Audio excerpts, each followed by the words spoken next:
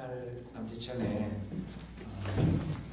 성목사님께서 초청하셔서 제가 함께 말씀을 나눴습니다만 다시 불러주셔서 감사하게도 제가 자격이 없는데 죄송스럽기도 하고 그렇습니다.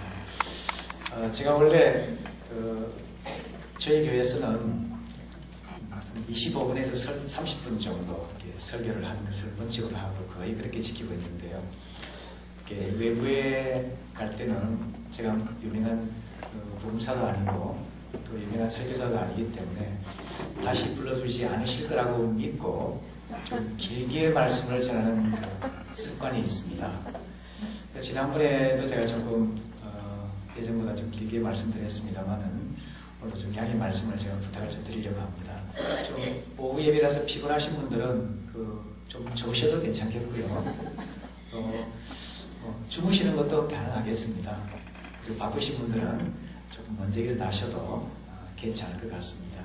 그렇게 양해하시고 제가 생각할 때 한 사흘 정도 이렇게 같이 나눌 수 있으면 하는 그런 내용들을 짧은 시간 제가 좀 줄여서 여러분들과 함께 나누기로 원해서 조금 시간이 가더라도 좀 양해해 주시고 경청해 주시면 감사하겠습니다. 또나 오늘 이렇게 와보니까 권사회 헌신 예배를 기원해서 이렇게 세대 통합 예배를 드린다고 그러셔서 또나 참 뜻깊은 시간 된 것 같습니다.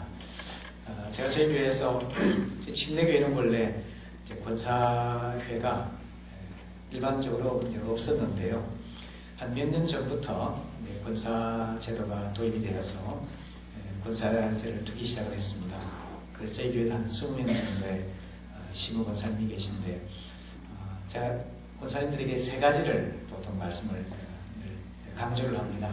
권사는 교회의 영적인 어머니이기 때문에 사람들을 보듬고 품어주는 역할을 좀 해주시도록 부탁을 드리고요.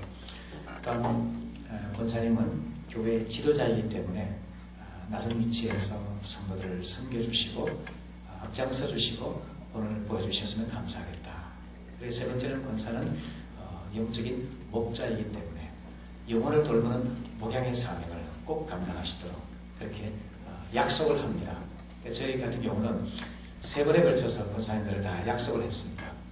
저하고 개인적으로 서약을 하고 그 다음에 투표를 할 때 서약을 하고 그 다음에 당선되고 나서 전 교인 앞에서 서약을 하고 이렇게 해서 교회 어머니로서 또 교회 지도자로서 또 목자로서 사명을 100% 감당하도록. 그래서 지금 특별한 건강상의 문제가 있는 분 제외하고는 권사님들이 대부분 그런 사명을 잘 감당하고 계셔서 우리 침례교회 저를 통해서 권사제를 두지 않았지만 하는 것이 유익한 점이 있구나 하는 것을 느끼고 있습니다.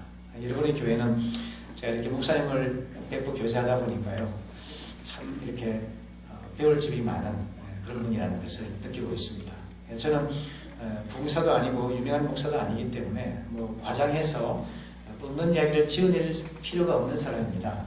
그래서 저는 제 느낀 바대로 여러분들이 말씀드립니다. 목사님께서 대화를 나누다 보니까 항상 기도를 통해서 목회사역을 감당하시는 걸 보면서 굉장히 좀 많이 배우게 되고요.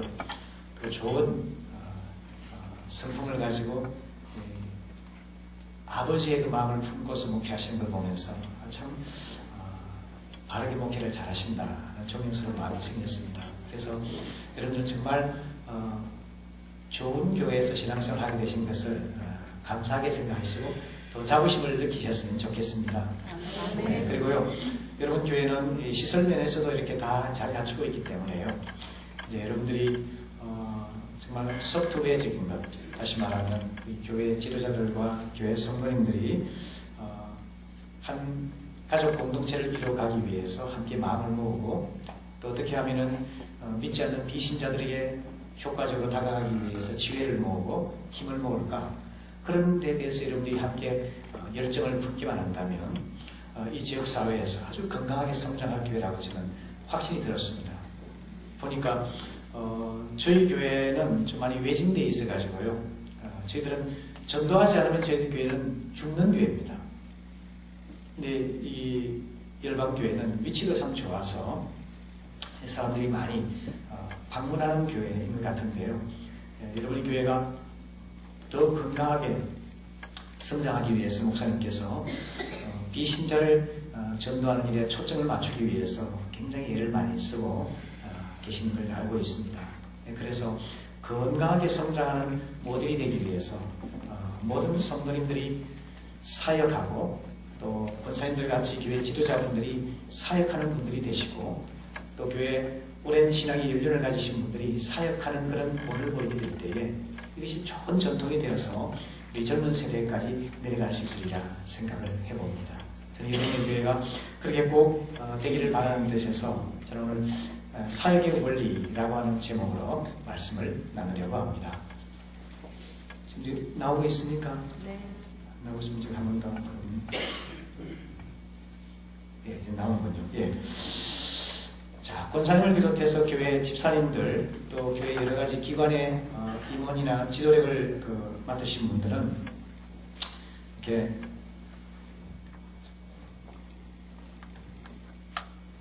맡으신 분들은 이제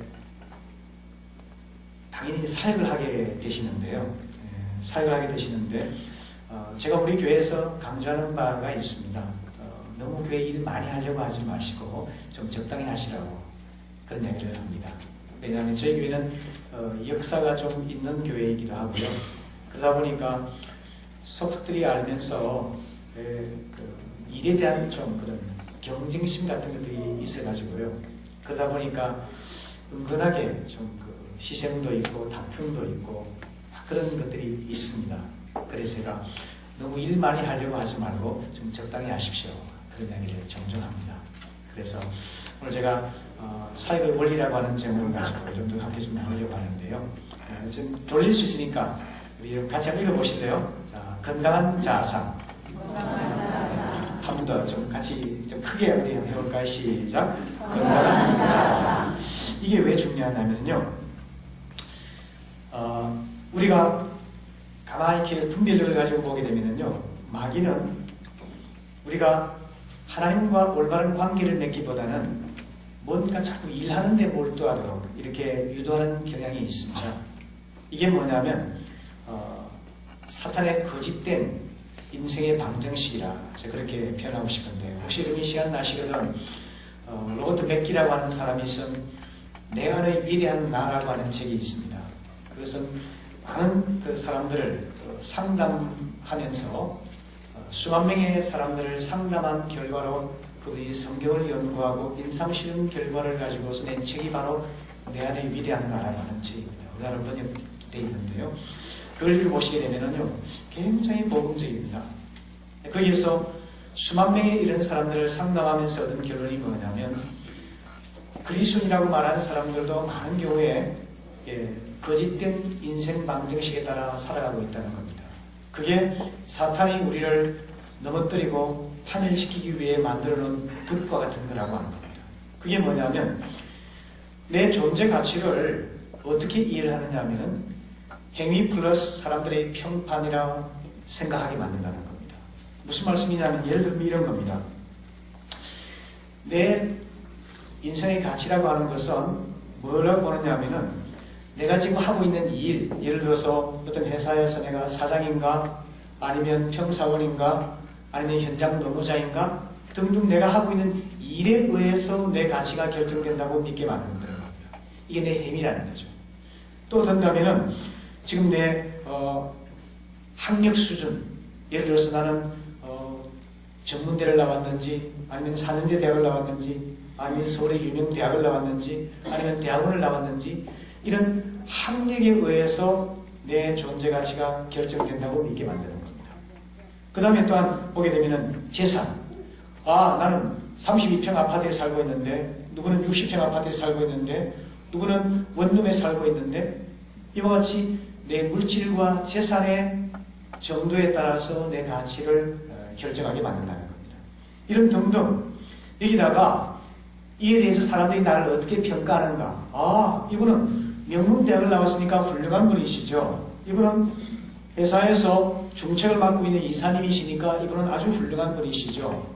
이분은 60평 아파트에 살고 계시니까 굉장히 존경받을 만한 분이시죠. 이와 같이 나의 행위 더하기 사람들이 나에게 주는 그 평판이 내 존재 가치를 결정하게 만든다. 이렇게 믿게 만든다는 겁니다. 그래서 사람들이 점점 일을 하려고 하는 거예요. 일을 하면서 사람들의 인정을 받으려고 그러고 또 완벽하게 일을 하려고 그러고 성취를 하고 결과를 내려고 그러고 점수를 올리려고 그러고 좋은 대학에 들어가려고 그러고 등등 이와 같이 애를 쓰면서 다른 사람들의 평판에 신경을 쓰는데 사실은 이게 뭐냐면 결국은 율법주의의 함정에 빠져들어가게 만든다는 겁니다. 그래서 사람들 그 속에서 끊임없이 버리지 못하는 것이 뭐냐면 두려움이라는 감정이라고 합니다. 실패에 대한 두려움, 또 남들로부터 거절받을까 어떤 두려움, 잘못한 데 대해서 처벌을 받을까 두려움, 내가 못해서 부끄러움을 느끼는 이런 두려움, 이런 등등이 우리의 마음을 끊임없이 지배하면서 우리 마음의 자유함과 기쁨을 뺏어간다는 겁니다.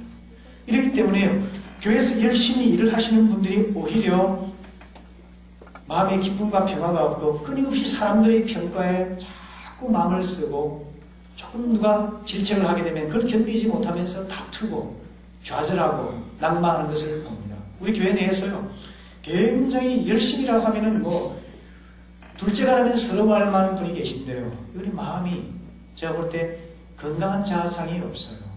자꾸 일을 하면서 자기의 어떤 만족을 얻으려고 그러고 일을 많이 해서 뼈 부러질 정도로 일을 많이 해서 남들의 인정을 받으려고 그러고 자꾸 자기 존재 가치를 입증하려고 그러는 거죠. 이렇게 해서는 안 된다는 겁니다. 여러분, 하나님께서는 우리가 일 많이 하는 사람들이 이전에 하나님과 사랑받는 자녀의 관계를 올바로 회복하기를 정말 원하시는 줄 여러분 믿으시기를 바랍니다. 아멘. 자, 그래서 올바른 인생 방정식에 따라 우리가 살아야 되는데 그게 뭐냐면 내 존재 가치는 내 행위 플러스 사람들의 평판이 아니고 뭐라고요? 읽어보실래요? 내 존재 가치는 은혜 플러스 믿음입니다. 에베소서 2장 8절의 말씀처럼 너희가 그 은혜를 인하여 믿음으로 말미암아 구원을 얻었나니 이것이 너희에게서 난 것이 아니요 하나님의 선물이라. 이것을 우리가 분명히 정립하고 있게 되면요, 하나님께서는 내가 공부를 못해도, 내가 재산이 없어도, 잘못을 저질렀어도, 죄를 범했어도, 능력이 없어도 우리 행위를 보고 우리를 받아주시는 것이 아니라 무한한 긍휼을 우리에게 베풀어 주시고 우리가 죄를 범했어도 부족했어도 못났어도 우리를 끌어안아 주시는 분이 하나님이기 때문에 그 하나님의 은혜를 겸손한 믿음으로 받아들이게 되면 내 존재 가치가 올라가는 겁니다. 돈으로, 학벌로, 능력으로, 어떤 결과로 내가 측정할 수 없는 하나님의 높은 존재 가치를 우리가 받게 되는 거예요. 그게 뭐냐면 하나님의 자녀됨이라고 하는 겁니다. 마태복음 3장 17절에 보시게 되면요, 예수님께서 세례를 받고 이제 올라오셔가지고서 이제 기도하실 때에 이런 음성이 들리잖아요. 너는 내 사랑하는 자요, 내 기뻐하는 자라 하는 하나님의 음성을 듣습니다. 예수님께서 하나님 아버지의 그 사랑의 음성을 들으셨기 때문에 이 사랑의 음성을 기억하시면서 나는 하나님의 사랑받는 자녀라고 하는 이 사실로 인해서 예수님께서는 여러 가지 어려움들을 이기실 수 있었던 거예요. 한번 생각해 보십시오. 어떤 사람들은 예수님의 적이 많았습니다. 심지어 예수님의 형제들도 예수님을 믿지 않았습니다. 친척들이 예수님을 미쳤다고 그랬습니다. 수많은 대중들이 예수님을 따르면서 예수님을 왕으로 세우려고 했습니다. 자칫 생각하게 되면 세속적인 왕이 되어서 하나님의 구속의 역사를 다 저버릴 수 있는 상황이 되기도 했죠. 또 그 대중들이 예수님을 배반하고 십자가에 죽게 그렇게 내리게 됐잖아요. 예수의 제자들이 죽기까지 따르겠다 했다가는 비급하게 도망을 가기도 했습니다. 이와 같이 사람들의 반응에 의해서 예수님께서 실망할 수도 있고 분노할 수도 있겠고 낙심할 수도 있고 여러 가지 어려움을 겪을 수 있었겠지만 예수님께서는 그렇게 하지 않으셨어요. 왜냐하면 너는 내 사랑하는 자요, 내 기뻐하는 자녀라고 하는 하나님의 사랑의 음성을 늘 마음에 간직하고 그것이 바로 내 존재 가치를 결정한다는 사실을 믿으셨기 때문에 예수님은 흔들리지 않으셨던 겁니다. 저는 교회 앞장서서 일하시는 분들이 바로 하나님의 은혜를 믿음으로 받아들여서 예수님 자리의 가치가 되신 사실을 믿으시고 기억하시기를 바랍니다. 여러분, 한 달에 돈 100만 원 벌면 100만 원짜리인가요? 여러분 그렇게 생각하십니까? 예수 높으신 할머니들은 한 달에 20만 원 버니까 20만 원짜리인가요? 그렇게 세상에서는 그렇게 말을 하죠. 그러나 여러분, 예수 그리스도를 영접하고 하나님의 은혜와 믿음으로 하나님 자녀가 된 사람들은 예수님의 보혈의 값을 치르고 자녀가 되었기 때문에 예수님 자리가 된 줄로 믿습니다. 우리 예수님 자리를 한다면 세상에 월급이 얼마인지, 학벌이 얼마인지, 능력이 얼마나 좋은지, 재산이 아파트가 몇 평인지 이런 것들에 의해 규정되는 것이 아니라 나는 하나님의 사랑받는 자녀요, 하나님께서 나를 기뻐 인정해 주신 사람이다 라고 하게 되면요, 하나님과의 관계 속에서 내가 건강한 자녀가 되고 나면요, 사람들로 인해 때로 속상할 때도 있고 실망할 때도 있고 어려움 당할 때도 있지만 그 때문에 내가 완전히 주저앉을 수가 없게 된다는 겁니다. 특별히 앞장서 일하시는 우리 권사님들께서 내가 올바른 인생 방법의식에 따라서 하나님의 무한한 은혜를 겸손한 믿음으로 받아들여서 하나님의 사랑받는 자녀가 되었기 때문에 바로 이 신분으로 인해서 사람들 때문에 낙심했다, 사람들 때문에 실망했다, 사람들 때문에 시험당했다 라고 하는 말을 하면서 주저앉지 마시고 푹 들고 일어서셔가지고서 하나님의 일을 능히 잘 감당하시기를 축복합니다. 아멘. 자, 그 다음에 두 번째 꼭 기억하실 것이 뭐냐면요, 사역의 질서입니다. 자, 여러분 성경 갖고 계시면요, 누가복음 6장 12절에서 19절까지 내용을 같이 한번 찾아보셨으면 좋겠는데요. 자, 찾아보시죠. 누가복음 6장 12절에서 19절입니다. 여러분 주의 깊게 한번 읽어보시기를 바랍니다.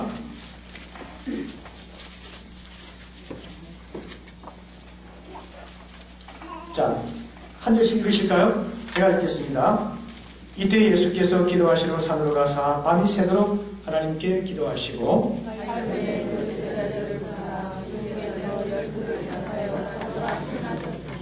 곧 베드로라고도 이름을 주신 시몬과 그의 동생 안드레와 야고보와 요한과 빌립과 바돌로메와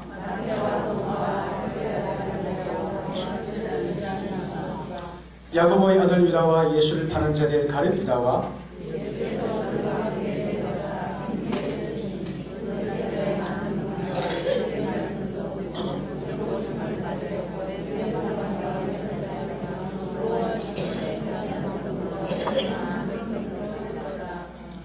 더러운 귀신에게 고난받는 자들도 고침을 받은지라. 예수를 만지려고 힘쓰니 이는 능력이 예수께로부터 나와서 모든 사람을 낫게 함이라라. 아멘. 아멘. 자, 여러분 이걸 보시게 되면요, 여기에서 굉장히 반복되는 하나의 단어가 있습니다. 여러분 그걸 한번 눈여겨 한번 보시기 바랍니다. 반복되는 하나의 단어가 있는데 뭔지 아시겠습니까?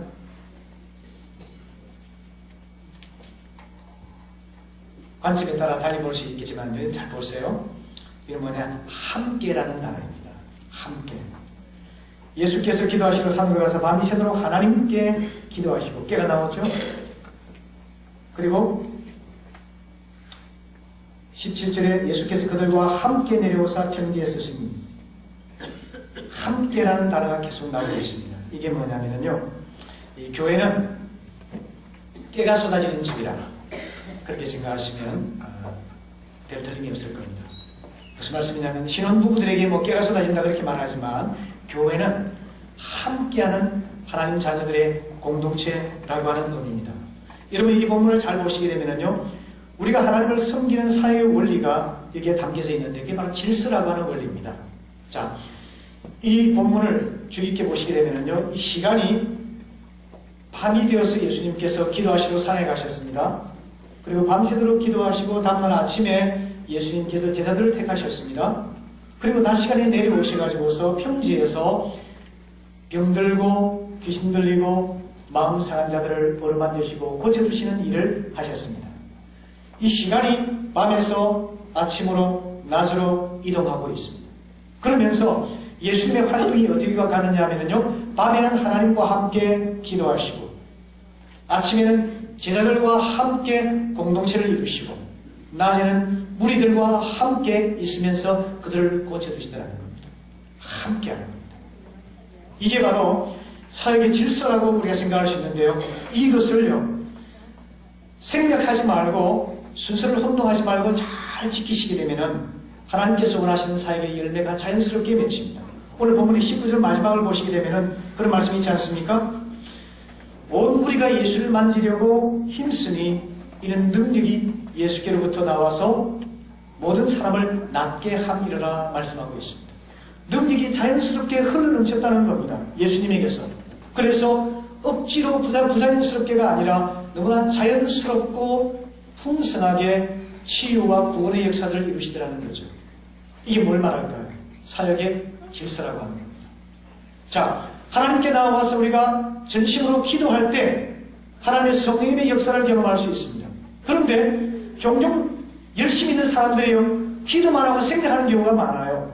함께 팀을 이루어서 사역하기보다는 독불장군처럼 일하려는 사람들이 종종 있습니다. 그래서 문제가 돼요.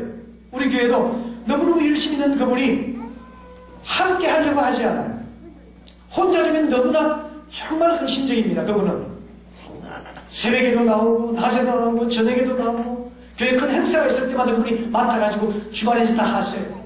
그러면서 상처를 받고 상처를 주고 이렇게 합니다. 왜 그럴까요? 더불어서 함께 팀을 이루는 일을 모르기 때문이죠. 생략하기 때문입니다. 그리고 어떤 사람들은 이렇게 하죠. 하나님께 나와서 기도하고 공동체의 팀을 이루어서 하기보다는 자기 임의대로 자기 생각대로 일을 해봐요. 해보다가 안 되면은 아차하고 돌아와가지고 다시 기도하고 공동체의 팀을 이루고 더불어 일을 하고 이렇게 하려고 합니다. 그런 시행착오를 하게 되는 거죠.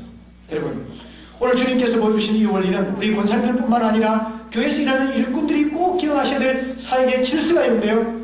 생략에서도 안 되고 혼돈에서도 안 되고 대치에서도 안 된다는 겁니다. 기도하는 대신에 일하겠다? 안 된다는 겁니다. 기도하는 대신에 팀을 이루겠다? 안 된다는 겁니다. 기도하고 팀을 이루고 사역하고 이 순서를 따라서 여러분 잘 하시게 되면요, 열매가 자연스럽게 맺혀지게 되고 모두의 성장이 이루어지고 모두의 덕스러운 일들이 교회 안에서 일어나게 된다는 겁니다. 앞장서 일하시는 분들이 이 사역의 질서를 꼭 지키셔서 일할 수 있기를 바랍니다. 아멘. 자, 세 번째는요, 목자의 마음입니다. 모든 지도자들은요, 저는 이게 이 가정교회를 해보니까요, 모든 지도자들이 목자의 마음을 갖게 될 때 교회는 건강해지고 행복한 교회가 될 수 있다는 사실을 체험적으로 깨닫고 있습니다. 여러분이 잘 아시는 대로 요한복음 10장에서 예수님께서 말씀하셨습니다. 나는 선한 목자라고 말씀하셨고, 선한 목자는 양들을 위하여 뭐 한다고요? 목숨을 바친다고 했습니다. 양들을 위해 목숨을 바칠 각오가 되어 있는 그것이 바로 예수님이셨고, 예수님께서 투쟁을 하셨습니다. 양 도둑과 투쟁을 하셨고 늑대와 투쟁을 하셨습니다. 그리고 한 마리 양도 잃어버리지 않기 위해서 최선을 다해서 싸우시고 일하셨습니다. 그런 분을 보여주시면서 주님께서 지도자들을 향해서 부탁하시는 것이 뭐냐면, 너희들은 나의 선한 양들을 맡아서 봉사하는 목자가 되어달라, 이렇게 부탁을 하고 계신 겁니다. 여러분, 우리 권사님들은 목자의 삶을 감당하실 수 있기를 바랍니다. 우리 교회의 지도자들은 반드시 목자가 되시기를 바랍니다. 제가 우리 교회에서 할 때 우리 장로님들에게 늘 이야기를 합니다. 교회를 결정을 하고 어떤 일을 언하고 일을 추진하는 것 이전에 먼저 영혼을 돌아보는 목자의 삶을 살지 않으면 그 모든 것들은 의미가 없다고 얘기합니다. 많은 목회 경험 속에서 저는 목자의 삶을 사는 분이라면 어떤 일들을 맡더라도 그건 덕스럽게 은혜스럽게 감당할 수 있는 분이라 생각합니다. 자, 여러분, 목자의 마음, 이게 리더십이죠. 이 리더십이라고 하는 것은요, 단순히 기술이 아닙니다. 인격에서 우러나는 겁니다. 마음에서부터 우러나는 그것이 바로 목자의 삶을 살 수 있는 능력이 되죠. 예수님께서 누가복음 15장에서 이런 양의 비유를 들려주지 않습니까? 거기에서 자, 양 100마리가 있는데 99마리 양을 잃어버렸다는 겁니다. 99마리 양이 그대로 있는데 한 마리를 잃어버렸습니다. 여러분, 보통 아이들을 돌볼 때 길 잃어버리는 아이들이 어떤 아이들이에요? 길 잃는 아이들이 어떤 아이들입니까? 보통 산만한 아이들, 말 안 듣고 반항하는 아이들, 그리고 병들어서 잘 걷지 못하는 아이들, 이런 아이들이 길을 잃잖아요. 양도 마찬가지입니다. 100마리 양들 중에서 한 마리가 길을 잃었다면 그 한 마리는 아마 병든 양이든지 산만한 양이든지 반역하는 양이든지 별로 주인에게 도움이 되지 않을 만한 양일 가능성이 많습니다. 그런데 주인은 뭐라고 말합니까? 이 주인은 99마리 양을 다른 사람에게 부탁을 한 다음에 한 마리를 찾기 위해서 온 들판을 찾아 헤매면서 산을 가고 골짜기를 가고 들판을 헤매고 결국은 아사 직전에 놓여있는 양을 찾아서 그를 들쳐업고 집에 돌아와서 양을 돌보아주고 그리고 친구들을 불러 모아서 잔치를 합니다. 내가 잃어버렸던 양을 찾았노라, 죽은 줄 알았던 양을 찾았노라, 함께 축하하자. 그러면서 양 한 마리보다 훨씬 많은 돈을 들여가지고서 큰 잔치를 벌여서 자축을 하더라는 겁니다. 이게 바로 목자의 마음이라는 거죠. 이것이 우리에게 가르쳐주는 말은 뭘까요? 그럼 목자는 세상에서 말하는 것처럼 상품을 보듯이 사람들을 보지 않는다는 겁니다. 이분이 우리 교회에 도움이 된다는 사람인지, 이분이 교회에 헌금을 얼마나 할 사람인지, 이분이 교회에 얼마나 유익을 줄 사람인지, 이걸 계산해서 하는 것이 아니라는 거죠. 그 잃어버린 영혼 자체를 사랑하고 상처받은 영혼 자체를 사랑하고 어려운 가운데 산 사람을 돌보아서 일으키고자 하는 그 목자의 마음은 계산하지 않는다는 겁니다. 사람을 상품으로 보지 않는다는 거죠. 그와 같이 보는 사람들이 있을 때 하나님의 교회는 건강해진다는 겁니다. 저는 우리 목사님께서 그런 마음을 품고 계신 목자라는 사실을 저는 확신하고 있습니다. 교회 지도자들이 그런 목자의 마음을 가지고 더불어서 다른 사람을 돌아보게 될 때에 여러분의 교회는 건강하고 잃어버린 영혼이 구원을 받고 약한 자들이 세임을 얻고 길 잃은 자들이 도로 양무리 안에 들어오게 되어서 여러분의 교회가 건강하게 성장할 수 있으리라고 분명히 믿습니다. 여러분, 도마복음이라고 하는 게 있는데요. 이 도마복음은 뭐냐면 이 성경의 내용을 거짓되게 전달하고 있는 위경이라고 합니다. 위경. 이 위경은 아주 이단적인 내용을 담고 있어요. 그런데 도마복음이라고 하는 이 위경 중에 누가복음 15장의 이야기를 함께 다루고 있는 내용이 있습니다. 똑같은 내용을 다루고 있는데요. 뭐라고 말하냐면 이렇게 말하고 있습니다. 이 위경에 보게 되면요. 이 목자가 길 잃은 양을 사랑하는 것은 그 양이 가지고 있는 가치 때문이었다고 말합니다. 그렇게 기록되어 있습니다. 그래서 하나님 나라는 양 100마리를 가진 어떤 목자와 같다. 그들 중에 한 마리가 길을 잃었다. 그래서 그 한 마리를 찾기 위해서 목자가 온갖 노래 끝에 결국 그 한 마리를 찾아왔다. 그리고 그 목자가 양을 찾은 후에 그 양에게 이렇게 말했다는 겁니다. 너는 우리 집에 있는 양들 중에서 제일 강하고 가치 있는 양이야. 그래서 나는 99마리 다른 양들보다 내가 너를 더 좋아해. 이렇게 말했다는 겁니다. 여러분, 이게 하나님의 마음일까요? 이게 하나님 교회의 정신일까요? 세속사회의 논리죠. 세속사회에서는 우리 단체에 도움이 되지 않을 만한 사람 같으면 제쳐두고 합니다.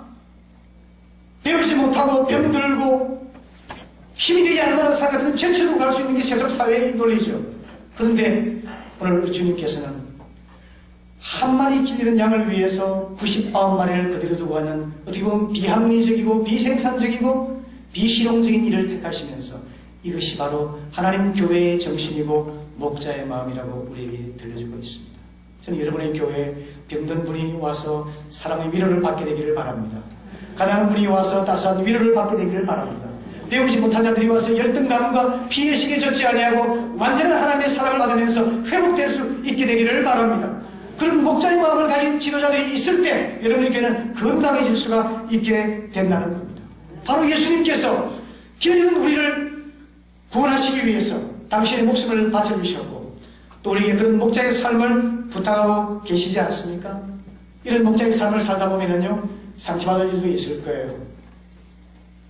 수고하고 희생하고 아무리 헌신해 주더라도 결국 내게 돌아온 것은 오해와 비난밖에 없을 때도 있을 것입니다. 그러나 그런 과정들을 통해서 우리는 아낌없이 헌신하고 희생하는 목자의 마음을 몸소 배울 수 있게 되는 겁니다.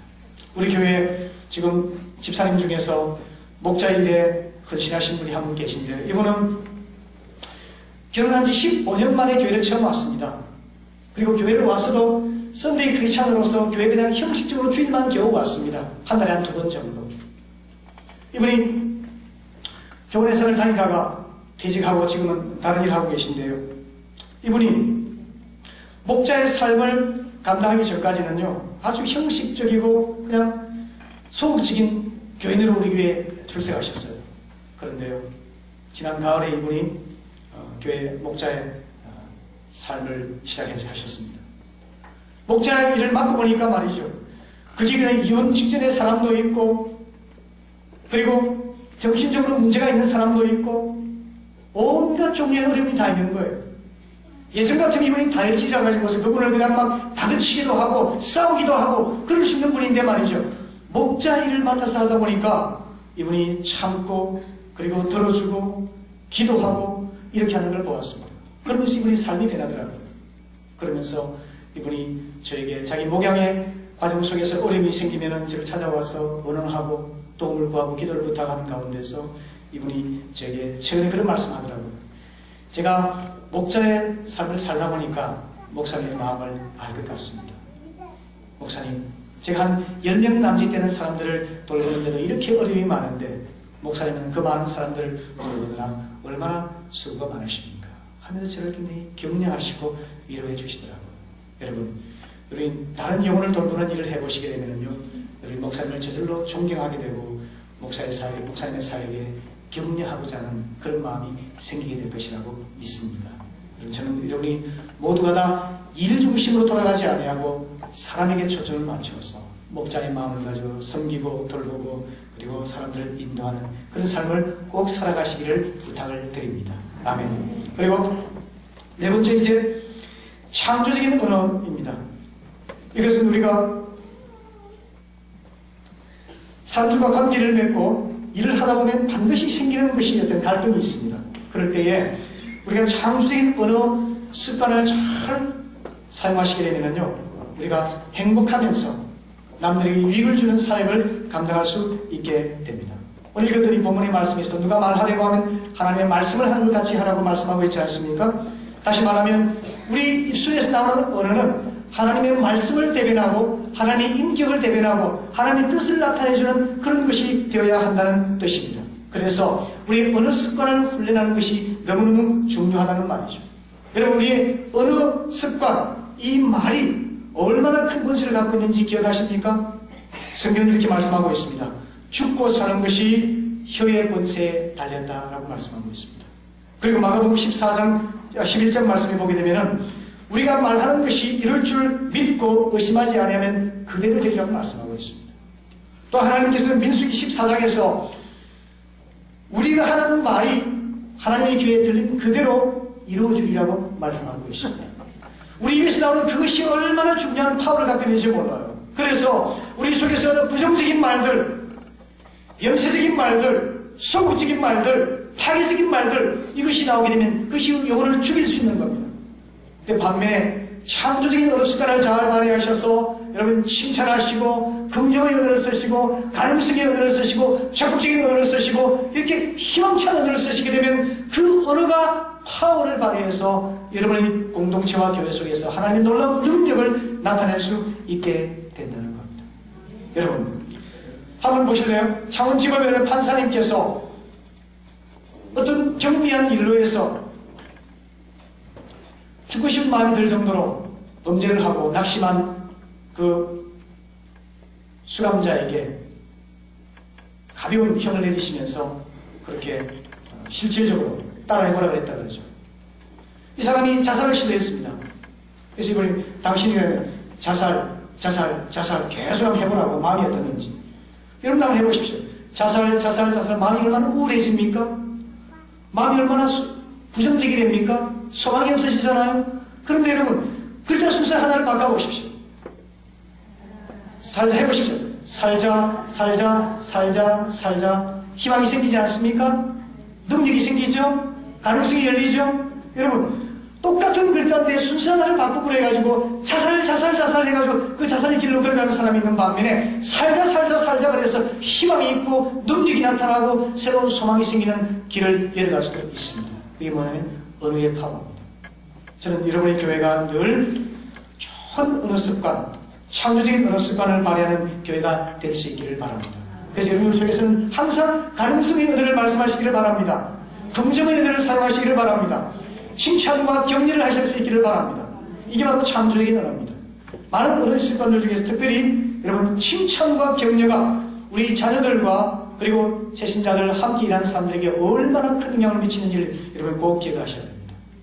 자, 칭찬과 격려는 둘 다 굉장히 중요한데요. 어느 것이 더 차원 높은 언어일까요? 자, 그러면 오늘 한번 여론조사를 해보겠습니다. 자, 칭찬이 차원 높은 단어라고 생각하시면 한 손 들어보시죠. 칭찬. 네, 감사합니다. 그 다음 내리시고요. 격려가 더 차원 높은 단어다 생각하시는 분. 그러면 숫자가 비슷비슷한데요. 이 다수결을 결정하니까 좀 애매합니다. 그런데요, 자, 이렇게 말씀드릴게요. 칭찬은 뭐냐면, 칭찬은 그 사람의 행위에 초점을 맞춘 언어가 칭찬입니다. 예를 들어서, 우리 아이들을 키울 때, 너 이번에, 학교에서 수학 점수 100점 받아왔네? 하기 잘했어? 이렇게 말하는 게 뭘까요? 그게 칭찬이에요. 오늘 엄마가 없는 사이에 집안 정리를 잘해놨네? 그게 뭘까요? 칭찬이에요. 그 사람의 행위에 초점 맞춘 것이 칭찬입니다. 그런데 격려는 보세요.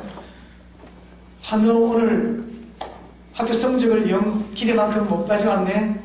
그래도 너는 내 아들이니까 괜찮아. 이게 뭘까요? 격려예요. 그럼 칭찬과 격려 어느 게 차원이 더 높을까요? 격려가 더 차원이 높은 겁니다.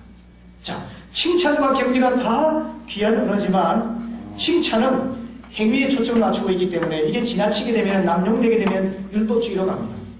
자꾸 칭찬받기 위해서 애를 쓰게 되는 거예요. 칭찬받기 위해서 마음에 자유함이 없는 거예요. 예전에 우리 막내가 어렸을 때요.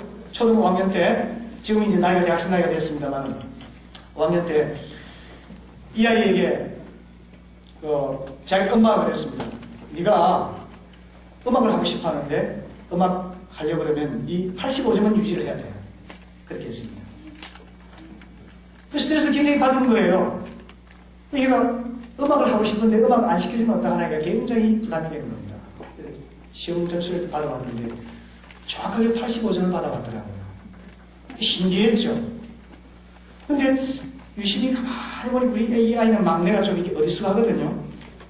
근데 가만히 보니까 성적표를 받아왔는데 이게 이제 잘 나왔는데 말이죠. 잘 나왔는데 뭔가 좀 비틀비틀하게 잘 나왔어요. 그래서 제가 이상하다 싶어요. 선생님이 이렇게 보냈으면 이렇게 비틀비틀하지 않을 텐데 싶어가지고 제가 열심히 봤습니다. 봤더니 알고 보니까 얘가 컴퓨터에서 지가 점수를 만들어 온 거예요. 종합적으로 85점을 받아야 된다니까 정확하게 85점을 맞춰온 거예요. 아이들을 그렇게 만들 수 있습니다. 칭찬하고 비난하는 이런 것들이 계속 아이의 행위에 초점 맞추게 되면요, 아이들이 그게 매이게 만듭니다. 거짓말을 하게 만들고 눈치를 보게 만들 수도 있습니다. 그런데 정말 아름다운 창조적 힘을 발휘하는 언어는요, 격려의 언어입니다. 네가 못했어도 나는 좋아. 네가 불순종해서도 나는 여전히 너를 사랑해. 네가 공부를 못해도 나는 너를 사랑해. 당신이 예배에 지각을 해도 와준 것만 해도 감사해요. 예배 와서 졸아도 앉아 계신 것만 해도 감사해요. 이와 같이 상대의 존재 자체에 초점 맞춘 것이 격려의 언어입니다. 여러분, 칭찬과 격려를 조화롭게 잘 쓰고 사용하게 되면요, 우리 가정에서도 또 본사 모임에서도 사역팀에서도 교회 전체에서도 하나님의 은혜가 흘러넘치는 교회가 될 수가 있습니다. 이게 우리가 일을 할 때 얼마나 중요한지 몰라요. 사람은요, 말 때문에 상처받습니다. 말 때문에 오해가 되어 교회를 떠나요. 말 때문에 교회를 절대 안 하겠다고 말을 합니다. 안 믿겠다는 뜻이 아니에요. 말 때문에 상실을 받아버렸습니다. 여러분이 교회에서 정말 칭찬과 격려의 창조적인 언어가 흘러넘치게 되면 사람들이 힘을 얻을 겁니다. 그리고 열정을 낼 겁니다. 그리고 상처받지 않고 더불어서 협력하면서 하나님의 교회를 아름답게 세워갈 수 있으리라고 믿습니다. 그런 언어의 습관을 스스로 잘 개발해 보시고 서로 격려할 수 있기를 바랍니다. 그리고 다섯 번째는 긍정적인 태도입니다. 자, 이 언어와 깊은 관계가 있는 것이 우리의 사고와 생각입니다. 함께 가죠, 대부분. 그런데 잠언 4장 23절을 보게 되면요, 무릇 지킬 만한 것보다도 내 마음을 지켜라. 생명의 근원이 이에서 남이니라. 그렇게 말씀하고 있습니다. 우리 마음의 생각을 잘 지켜야 됩니다. 그래서 내 생각이 긍정적이 되고 또 고정관념에 매이지 아니하고 역발상을 해서 부정 속에서 긍정을 찾아낼 수 있는 마음의 자세가 있으면 그거는 가능한 것입니다. 우리 집사님 중에 이런 분이 있습니다. SK에 근무를 했거든요.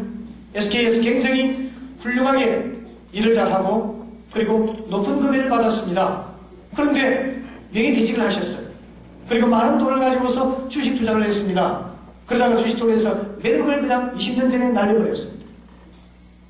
그래서 살기 위해서 어쩔 수 없이 이분이 생전해보지 않았던 식당 일을 했습니다. 자기 부인이 음식을 만들고 자기는 카운터에 앉아서 일을 했습니다. 돈을 많이 날려버렸기 때문에 큰 식당도 아니고 작은 식당, 그 홀 평수가 한 10평 정도 될까 작은 식당을 운영했습니다. 예전에 1억씩 그냥 급여를 받다가 작은 식당을 운영하니까 얼마나 많이 초라하겠어요. 자기 아는 사람이 와도 부끄럽고 남자가 와도 부끄럽고 힘들었던 겁니다. 그래서 일부러 돈 아끼기 위해서 테이블을 닦는 그 일도 본인이 직접 해야만 했는데 사람들이 있을 때는 안 했다는 거예요. 창피해서. 손님들이 가고 나면 나중에 테이블을 닦고 이렇게 했다는 겁니다. 이렇게 했는데 어느 날 생각을 바꾸게 됐다는 거죠. 생각을 바꿔보니까 다른 많은 식당이 있는데 그 길을 가지 않고 우리 식당을 찾아주시니까 손님들이 얼마나 감사하느냐 이거죠.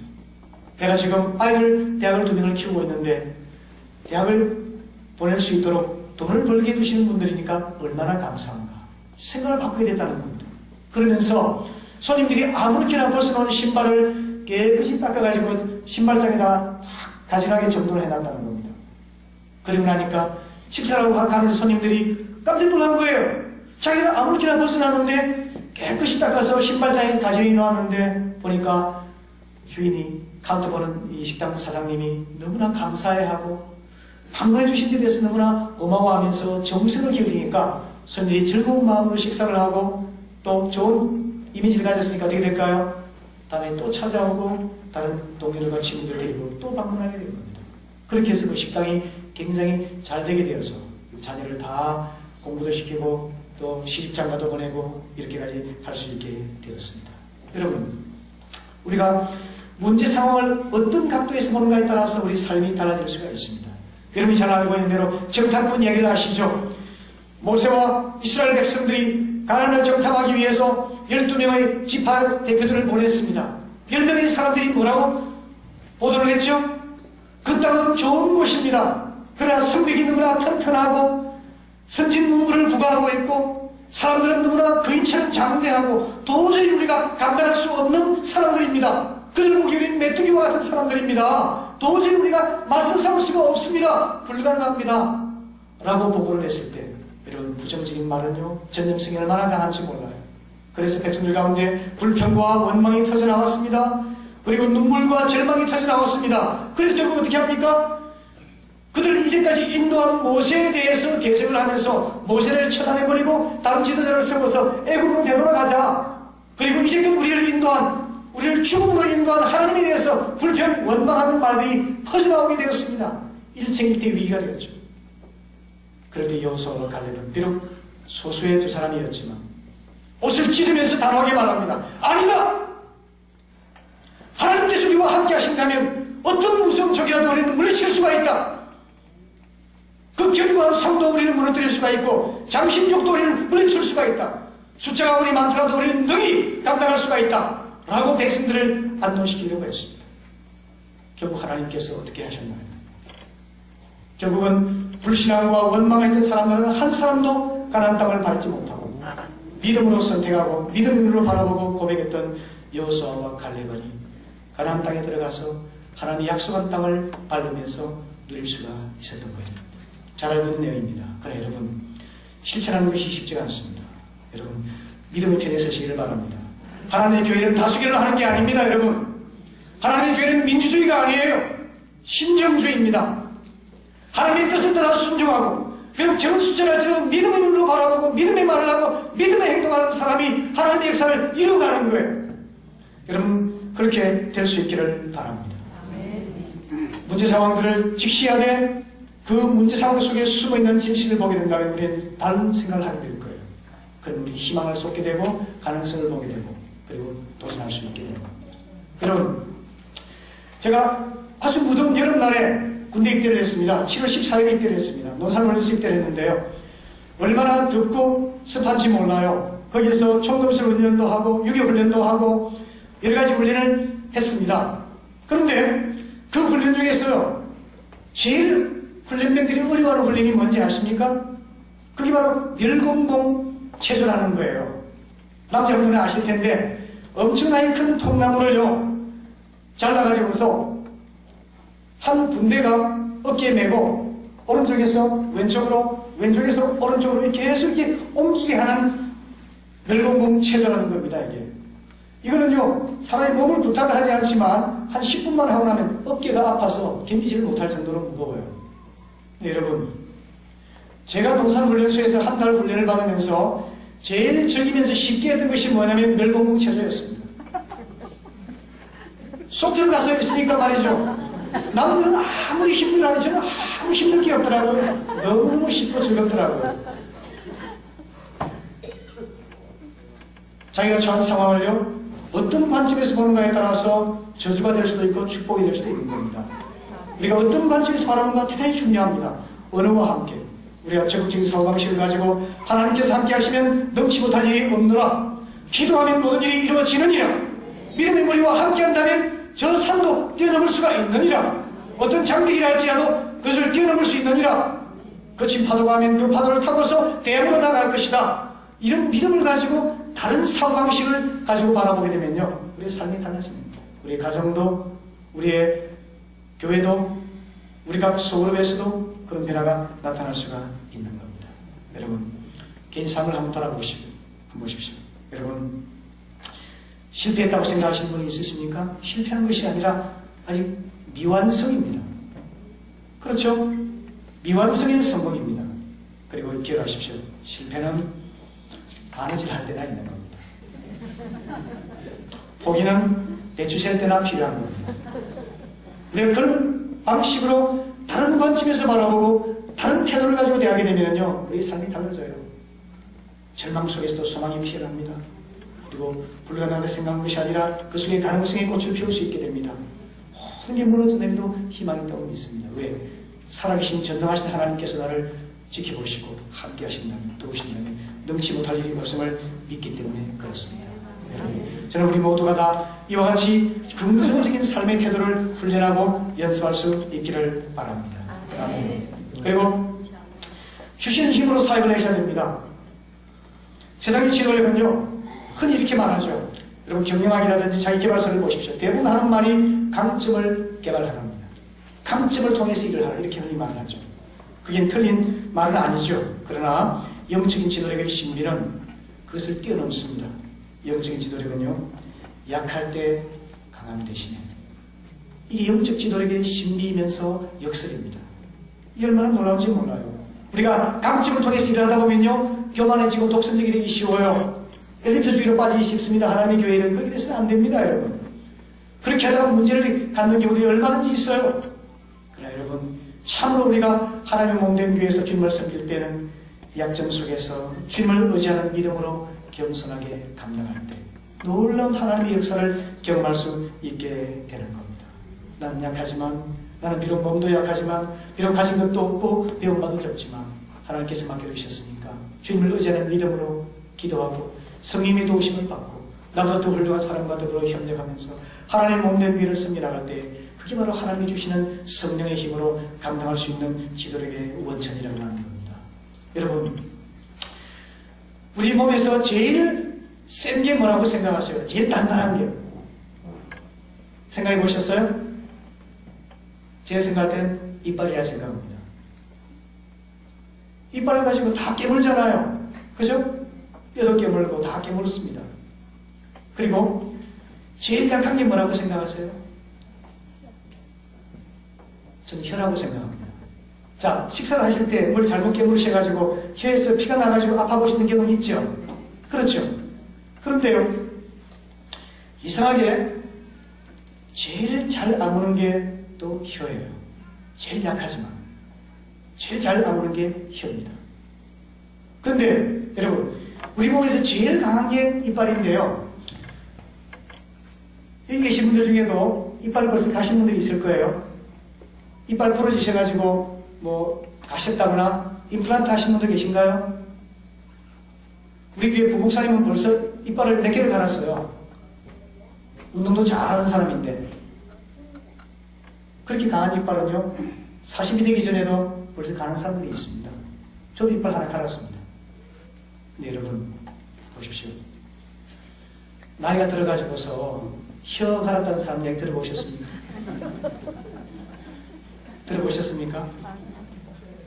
이게 신비입니다. 여러분, 강한 이빨은요 오래 못 가요. 근데 아주 약한 혀는요 죽을 때까지 갑니다.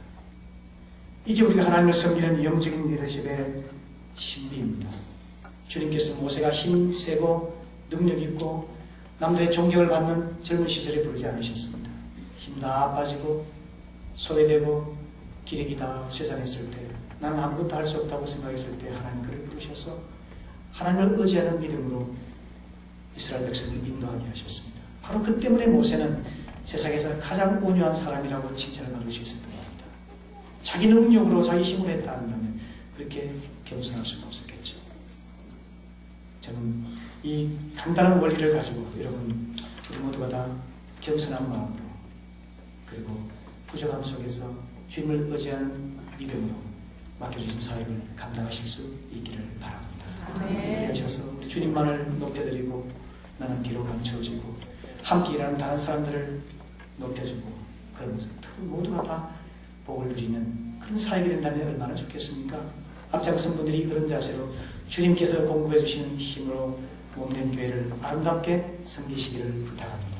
아멘. 마지막으로 익명의 헌신인데요. 익명의 헌신.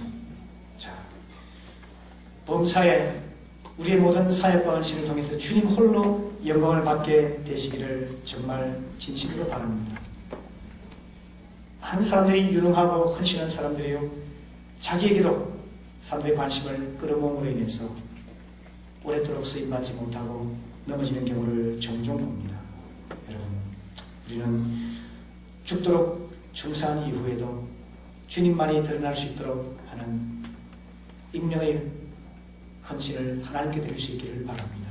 나는 무익한 종이라 당연히 할 것을 한 것뿐입니다 라고 주님 앞에 겸손히 고백하면서 자신의 무대 뒤편에 물러날 수 있는 그런 마음의 자세를 꼭 갖게 되시기를 바랍니다.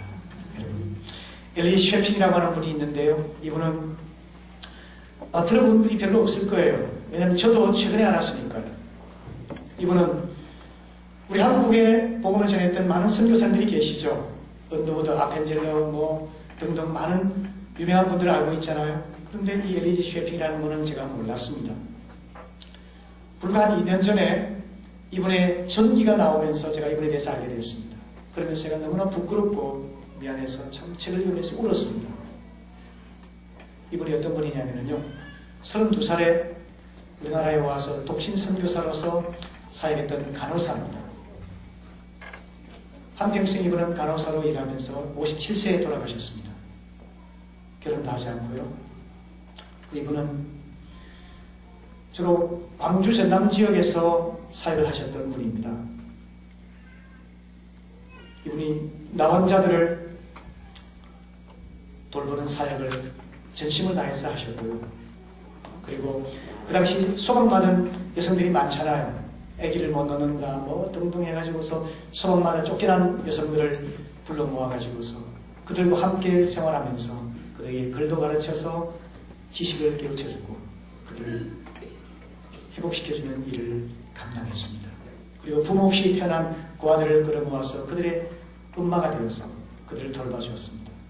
이번에 그 사진을 보게 되면요, 이 덩치 큰 독일계 이 여성이, 미국 여성이 우리 아이들 등에 이렇게 업고 있는 이 사진을 볼 수가 있습니다. 고무신을 신고 된장을 먹으면서 한국 사람보다 한국 사람들을 더 사랑한 선교사라 이렇게 이름하고 있습니다. 근데 이분을 제가 전혀 몰랐습니다. 사실 이런 이름 없는 헌신을 하나님께 바친 사람들에 의해서 그 일제시대 소망이 없던 이 나라에 하나님의 교회가 부흥이 되고 교육 개봉을 일으키고 지도자들이 배출되어서 하나님의 교회가 이제 해방을 받게 되고 그리고 교회가 부흥이 되게 되고 오늘 우리가 이런 복을 누리게 된 겁니다. 이런 엘리지 쉐핑처럼 남들 눈에 드러나지 않는 그런 익명의 헌신을 하나님께 바친 분들의 그 피와 땀들이 바탕이 되어서 하나님의 교회가 이렇게 부흥되고 성장할 수가 있었던 겁니다. 이분이 마지막 남겼던 일기장에 이런 말이 기록되어 있는데요. Not success but service. 성공이 아니라 봉사, 성공이 아니라 섬김이 내 인생의 목적이라는 거죠.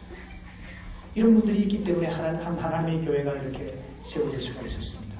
저는 여러분이 교회에 이런 익명의 헌신을 하나님께 바치는 귀한 일꾼들이 더 많아질 수 있기를 바랍니다. 자, 마지막으로 제가 우리 교회 집사님 이야기를 한번 드리고 말씀을 마무리하려고 하는데요. 여러분, 우리 교회 김 집사님이라고 지금 돌아가셨습니다. 이분이 49살에 돌아가셨는데요. 남편이 외도를 하고 새 아이를 혼자 키우면서 굉장히 고생을 하셨어요. 정말 어렵게 생활을 하셨거든요. 그런데 이분이 49살에 암이 재발이 되었습니다. 그래서 그때 급속도로 이 암이 들어와가지고서 회복 불가능한 상태가 되었습니다. 그때 제가 병상에서 돌아가시기 얼마 전에 그렇게 이야기했습니다. 집사님, 이제껏 삶으로서 주님께 영광을 돌렸으면 이제는 죽음으로서 주님께 영광을 돌리십시오. 그 집사님께서 아멘 하셨습니다. 그리고 돌아가시기 전에 제가 자녀들을 불러 모았습니다. 그때 아무도 출가하지 않은 상태였고요. 큰 딸은 우리 교회에 형식적으로 교회를 나오고 있었습니다. 둘째 딸은 교회에서 상처를 받아가지고서 교회를 떠났습니다. 결혼을 일찍 했지만 잊지 않았습니다. 그런데 둘째 사위는 장모님이 돌아가시는 직전이니까 제가 목사가 권면하니까 형식적으로 예, 그럼 제가 신앙생활 하겠습니다 라고 말을 했습니다. 둘째 딸이 고집스러워요. 이 둘째 딸이 대답을 하지 않더라고요. 마음이 없으니까 대답하지 않았습니다. 그리고 셋째 아들 하나는 너무 제 멋대로라 가지고 불안하기 짝이 없어요. 바닷가에 있는 아이처럼 굉장히 불안한 아이였습니다. 이분이 이제 돌아가셨습니다. 그리고 큰 딸도 교회를 떠나버렸어요. 제대로 믿는 사람이 아무도 없게 된 겁니다. 제가 하나님께 기도했습니다. 하나님, 이렇게 자기 삶을 하나님께 아름답게 바친 분입니다. 이분이 교사로 헌신하고 구역장으로 헌신을 하고 그 온갖 굳은 일을 다 하는 분입니다. 가난 속에서 헌신하는 분입니다. 제가 추운 겨울날에 교인 신방을 할 때 함께 가면서 이분이 금은 비닐봉지에다가 고등어 2마리를 넣어가지고 목사님 맛있게 드십시오 하고 제게 선물해줬던 그 기억을 제가 가슴 아프게 기억하면서 하나님께 기도했습니다. 하나님, 이렇게 주님 앞에 충성을 다해서 죽기까지 충성한 분인데 이 자녀들 이게 뭡니까 이거? 제가 하나님께 그렇게 안타깝게 기도를 했습니다. 그리고 세월이 흘렀습니다. 2005년도 봄이었는데요. 어떤 청년이 저에게 전화가 왔어요. 제가 모르는 사람입니다. 목사님, 제가 누구인데요. 아, 그래요? 근데 제가 뭐라고 말하냐면, 목사님, 제가 우리 교회 청년이었는데요. 목사님께서 2000년 10월 1일에 부임하시고 나서 목사님께서 부임하셨기 때문에 이제 교회를 맡기고 제가 교회를 떠났습니다. 그러더라고요. 무슨 소리냐 그러니까 자기는 목사님이 부임하셨기 때문에 그 다음 교회가 좀 혼란스러웠거든요. 이 부임하셨기 때문에 이제 자기는 이 꿈을 찾아서 떠났다는 거예요.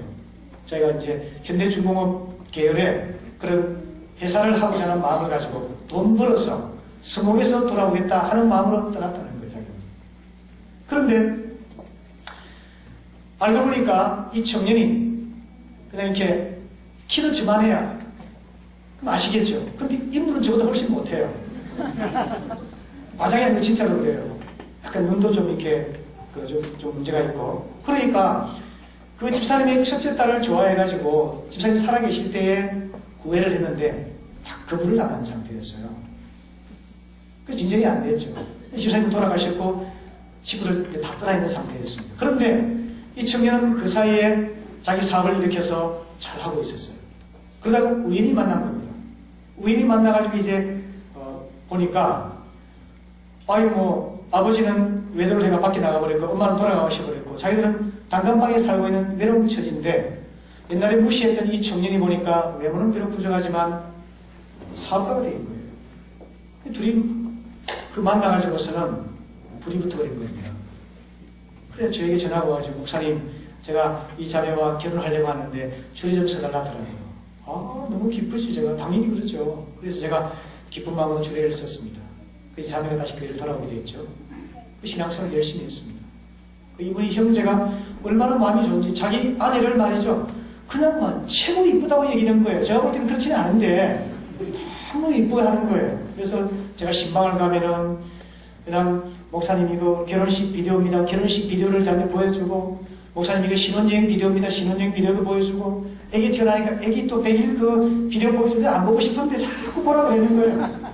그렇게 아내를 좋아하고 굉장히 행복해하더라고요. 그러면서 이 자매가 그냥 가난하고 힘들었던 자매였는데 말이죠. 완전히 신데렐라가 된 거예요. 자기 혼자서 아주 좋은 외제차를 타고 다니면서 신데렐라처럼 지금 지내고 있습니다. 돈 참 문제가 아니고. 그리고 이 형제가 마음이 워낙 좋아가지고서 이제 자기 동서, 그리고 처제기도 너무너무 잘하니까 말이죠.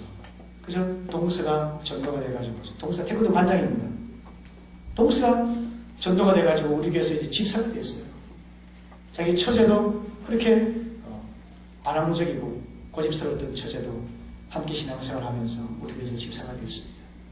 그리고 그 막내 아들은 이제 울산에 내려와 매형이 하는 회사에서 같이 일을 하면서 아주 상당히 중책을 맡아서 관리자로서 일을 잘 하고 있습니다. 그리고 마지막으로 그 외도를 하고 집을 버리고 떠나던 아버지, 자녀들에게 버릴 수가 없잖아요. 그런데 이 아버지가 가족을 버리고 갔던 이분이 가남이 됐어요. 그래서 마음이 아주 경허해졌습니다. 그래서 그 집사님이 제게 전화를 해서 목사님, 우리 아버님이 지금 이렇게 돼 있는데 기도를 해달라고. 그래서 병원에 가서 제가 복음을 전했습니다. 그리고 복음을 받고 예수 믿기로 하고 그러고 나서 얼마 있다가 본인이 돌아가셨어요.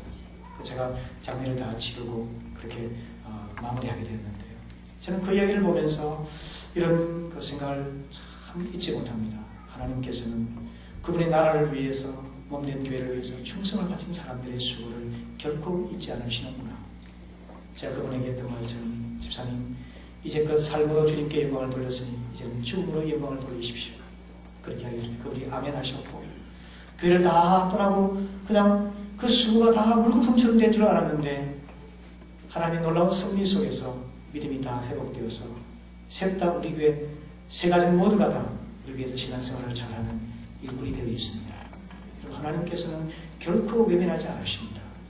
사람들 눈어시게 하지 말고 하나님께 충성을 다해서 섬기고 헌신하고 모든 영광을 하나님께 돌리게 되면 주님께서 다 기억하셔서 우리가 구하지 않았지만 하나님께서 복을 주시고 회복시켜 주실 줄로 믿습니다. 우리의 중장 모든 분들이 다 그런 마음으로 익명의 헌신을 하나님께 바치셔서 여러분 교회 좋은 소식들이 많아질 수